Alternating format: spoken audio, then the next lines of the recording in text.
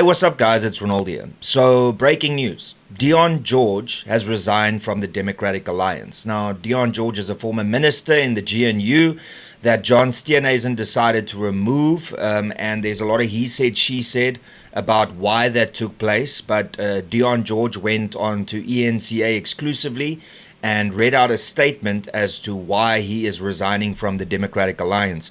And immediately when he read that statement, there were a lot of things that sounded familiar, because those were the things that also happened to me, specifically with the Federal Legal Commission and also the Federal Executive of the Democratic Alliance. Now, I'm going to play his entire statement to you, and I will pause it and give input when there's similarities that I want to talk about. But also please note, though, that the audio is out of sync with the video, but it is legitimate. It is on ENCA's website and also on their YouTube page. So let's have a listen. Very good afternoon to you, Gareth, as well as to our viewers. We are joined by Dr. Dion George, who was a Minister of Environmental Affairs as well as a DA member. He is joining us this afternoon to give his side of the story. But before we get into the interview, he would like to share a statement. Thank you very much for your time this afternoon on ENCA. You can go ahead and read your statement. Thank you very much. Today, I have written to the Democratic Alliance to cancel my party membership that I have held since 1995. I also resign as the party's chairperson of federal finance and as a member of Parliament of the Republic of South Africa, where I was first sworn in on 17 January 2008. The situation has become intolerable. I'm being pushed out, and it is no longer feasible for me to remain in the party. I heard via the media on 7 November 2025 that John Steenhuisen had written to the President to request my removal as Minister of Forestry, Fisheries and the Environment. I also just have to say that I also found out via the media that they were implementing disciplinary steps against me before I received the letter. I received the letter literally a couple of hours later, so they decided to inform the media first before they actually told me about that. Another similarity right there. While I was representing our country at COP30 in Brazil, my attorneys have requested documents and they are not provided, and no proper explanation in writing are received. Same here. It is now 15 to 16 months after the DA terminated my membership. I still to this day do not have an explanation as to why they terminated my membership after the Federal Legal Council told them that I should remain as a member of Parliament. I've requested this information from the DA and they flat out refused to give it to me. So what are they hiding?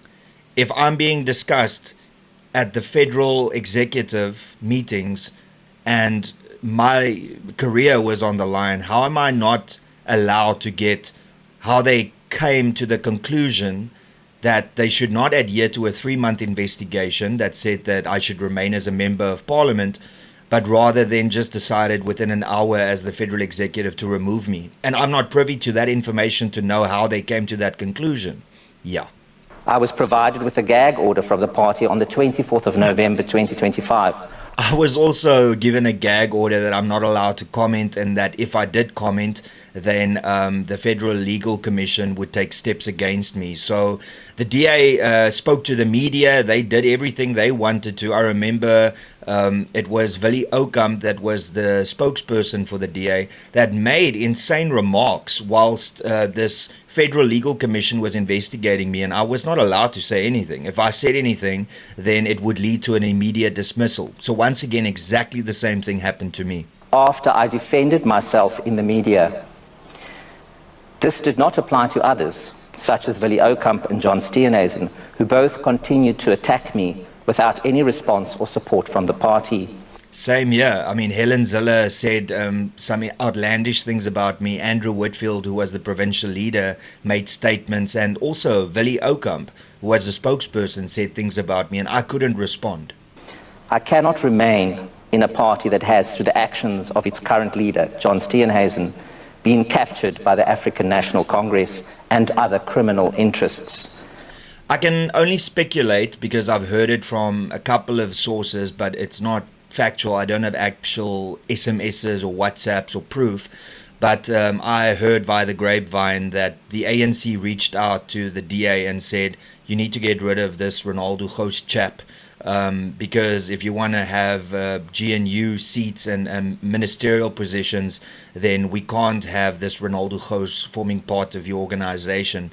And I think that was when they decided to get rid of me, even though, the Federal Legal Commission had told them that I should remain as a member of parliament. The result of this capture is that the DA has been completely muzzled and lost its voice and its ability to lead in South Africa's interest. Yep. When the DA decided to join the Government of National Unity, I assessed the risk that the DA could be swallowed up by the ANC. However, I supported the DA joining the GNU because I believed it was the best available option in the interests of the country. Exactly the same year. I also was very skeptical, and we were assured that there would be lines in the sand that we wouldn't cross. And remember, when all of this happened, the DA said, we will support, we would fight against Bella, we will fight against the expropriation without compensation bill, the expropriation bill. We will fight NHI, and now, all three have been passed, and the DA is not really doing anything to counter that. In actual fact, two of their ministers have to implement those policies. You've got Siviwe Garube that has to implement the Bella Act, which they said they fought against, and then you've got Dean McPherson that has to implement the Expropriation Act, which also the DA said that they fought against. How does that work? These were election promises by the DA that was broken. Country. It is still my view, with skillful leadership, while jealously guarding our integrity, the DA's participation in the GNU could have worked. Instead, Steenhuisen as the DA leader has been captured because of his personal financial vulnerabilities. I've submitted a comprehensive complaint to the Public Protector, setting out how Steenhuisen abused his position under the influence of criminal interests and illicit networks to remove me as the Minister of Forestry, Fisheries and the Environment. In that leadership role, I did not bow, bend or blink under the pressure of the ANC, illicit wildlife traffickers, or the criminal captive line industry in particular. Also, just on my side, the ANC in local government despised me because I would tackle them on issues that they were contradicting themselves on, and I anticipated that they knew that this was coming to Parliament if I joined Parliament, and they wanted to get me out of there as soon as possible because I would have exposed all the lies, and unfortunately, John Steenhuisen and the DA got rid of me. And then also the same with Liam Jacobs. They muzzled Liam Jacobs because he was doing what I was going to do. And ultimately they forced Liam Jacobs out by muzzling him and saying that he can't speak on this and he is not bigger than the party. Are you starting to see the pattern here? I spoke up and fought to protect South Africa's amazing and spectacular wildlife and natural resources for her people as one of our nation's great treasures. To cover up the actual reason for my removal, a smear campaign was attempted, and when it failed, the reason became my refusal to take on the role of Deputy Minister of Trade, Industry and Competition, although I was never formally offered the DTRC role. Yeah, that's shocking because once again, the DA can just lie and say what they did without providing any evidence. But then the moment Dion George or anybody counters that, then they are called bitter exes or they are told to move on and get over it. Go figure. I worked fearlessly for South Africa by holding ANC-appointed department officials to account for corruption and leading several initiatives to combat illicit wildlife trafficking. That included closing the terrible and criminal captive line industry that would be a stain on the integrity and conscience of our nation. I frequently clashed with ANC leaders, Gwede Mantashe and Koscienso Ramaphosa, since I had a responsibility to hold them to account on mining appeals and emissions. I did my job without fear, favor or prejudice, but I discovered that that was not what Steenhuisen wanted. He wanted co-option. He wanted to remain in the GNU at any cost to the party values and principles and to the country's interests. Steenhuisen effectively muzzled the DA parliamentary caucus into silence on issues crucial to South Africa. That's 100% true. I remember sitting in there and people raising their concerns with the red line issue of Bella and NHI and the Expropriation Act, and pretty much caucus was told to keep quiet and let leadership deal with this. And yeah, Dion George is just confirming. And I said this a couple of times before on my videos, and now we've got confirmation with Dion George. And let me just be clear, Dion George, we're not friends. We're not friends, and it's not for any personal reason. It's just that we never built a friendship. And he is confirming exactly what I've been saying for the longest of time. Including the cost of black economic empowerment and the ANC's ongoing collusion with authoritarian governments against our vital allies, like the United States. This week, the DA supported all the budgets the ANC submitted, including the DTRC and the Department of International Relations and Cooperation, that colludes with the enemies of the democracies around the world. I cannot support a government and a party that perpetuates race laws.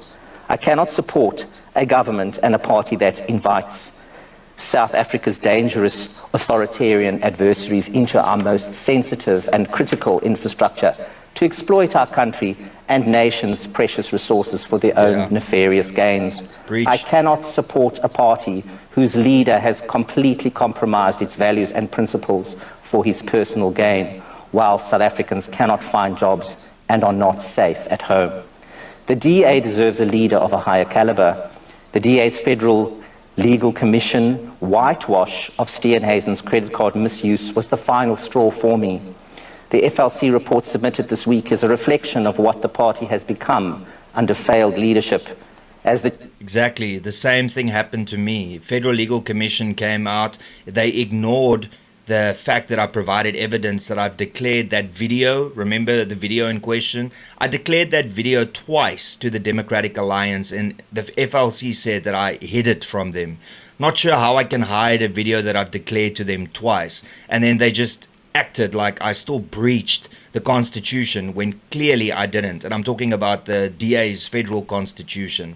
And then, like I said, a 3-month-long investigation, despite them finding me guilty when technically they should not have, because I gave them the information of the videos twice and over a period of 6 years. And then they still ignored that, found me guilty, but said I could return to Parliament, and then the federal executive overruled a 3-month investigation in 1 hour, and I do not have the reasons as to why they decided to overrule that decision. Chairperson of Federal Finance, I raised record amounts of money for the DA's work to oppose the ANC and to build a better South Africa. Because of a reputation I helped to build for the DA of integrity, strong financial controls, and sound stewardship of the money entrusted by our donors. I removed the credit card provided to Steenhuisen by the DA in March 2025 at the end of the last financial year because of serious financial irregularities. At that time, the expenses Steenhuisen incurred could not be reconciled. He was abusing DA donors' money by incurring expenses for which the card was not intended. He incurred the irregular expenses despite the fact that the DA, at his request, was paying him an additional allowance so that his annual compensation was on par with that of the Deputy President. The statement issued by the DA on 12 January is an attempt to whitewash these irregularities and hide the truth from DA voters and donors. When I removed the credit card as chairperson of Federal Finance in March 2025, the credit card could not be reconciled. The only way a full reconciliation could occur, as claimed by the DA-FLC, is by subsequently cooking the books. Yep. It must be asked, who did that reconciliation? This matter requires a full and independent forensic investigation that is disclosed to the DA's voters and donors before the upcoming DA conference in April. Exactly that. I mean, I was removed because I brought the party into disrepute, and apparently I didn't tell them about the video, during my election application, although I submitted it in prior interviews. And then, of course, the fact that the DA's John Steenhuisen clearly brought the party into disrepute with his personal credit card debt, and also by abusing the credit card of the DA, and yet they found him innocent, even though that was clearly bringing the party into disrepute. But with me, with evidence and everything, they decided to ignore that and find me guilty. Rules for thee, but not for me. Steenhuisen's personal financial vulnerabilities leaves the DA with a leader who cannot challenge the ANC in the GNU, who is willing to throw countless loyal, hard-working DA leaders like me to the wolves when they stand up for DA members and South Africa's interests, and who cannot exit the GNU under any circumstances, given that he's completely financially compromised. South Africa has entirely lost its way in its economic policy and foreign policy under the GNU. The government has not been able to negotiate the same low 10% tariff rate of other African countries with the United States.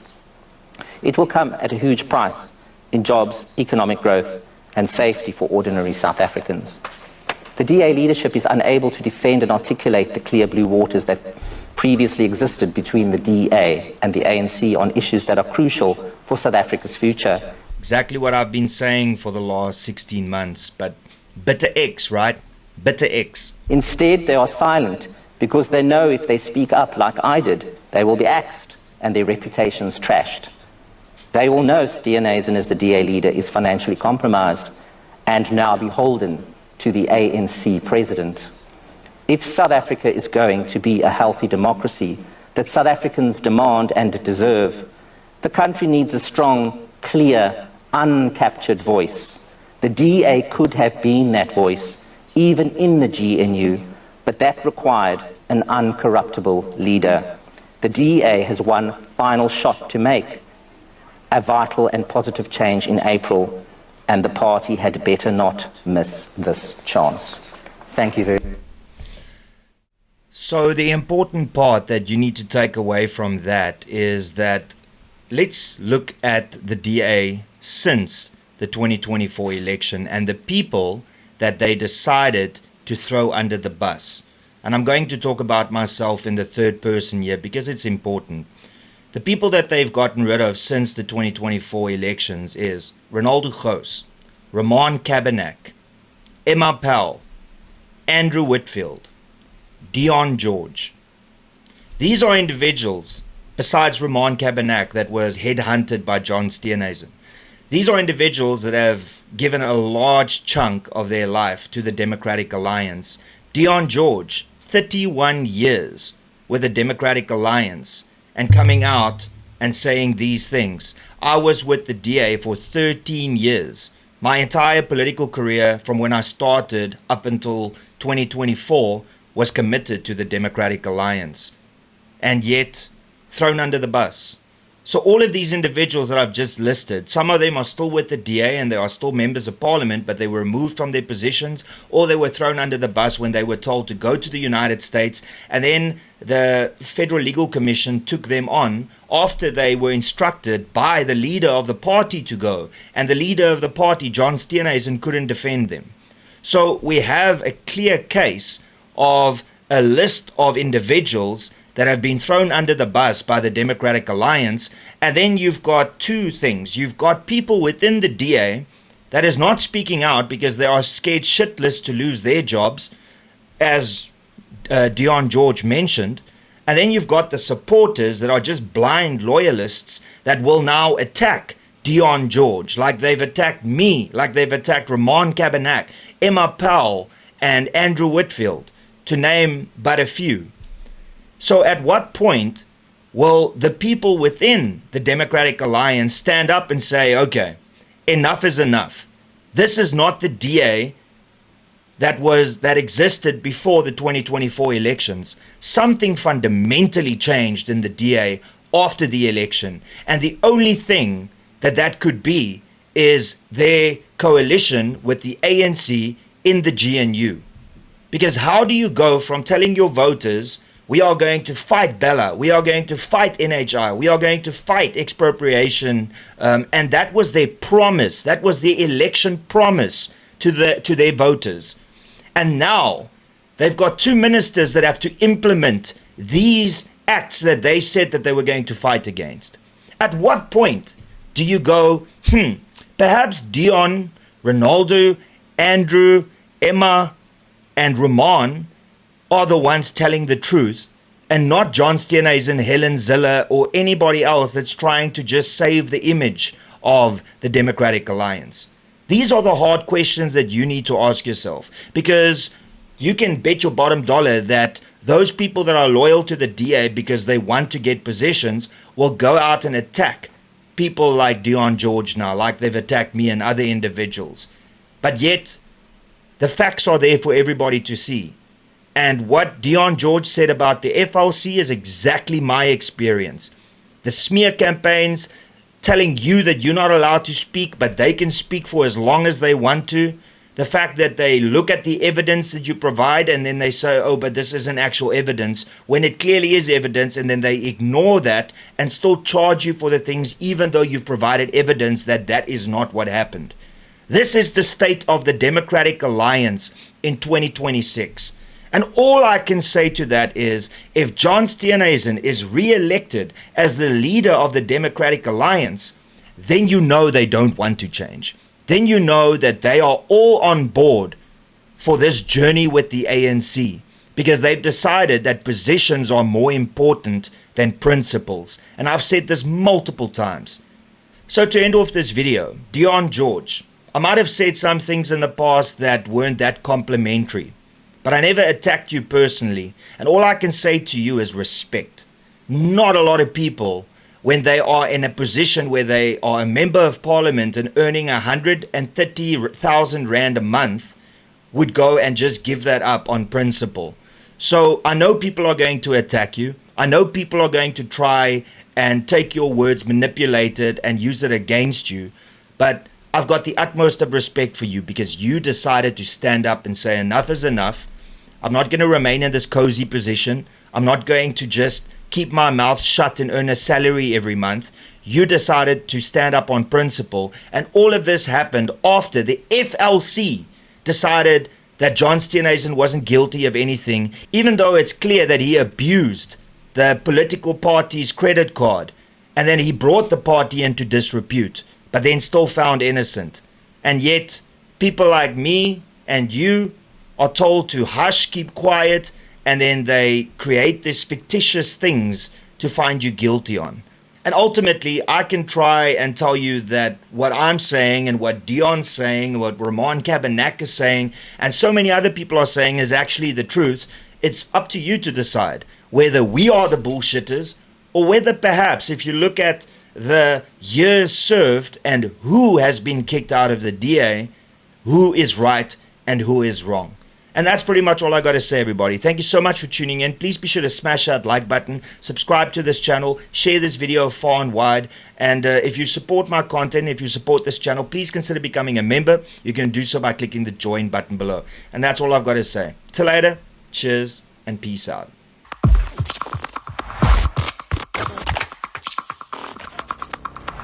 You don't even know me, but every time you see me, you say, I wear my massacre.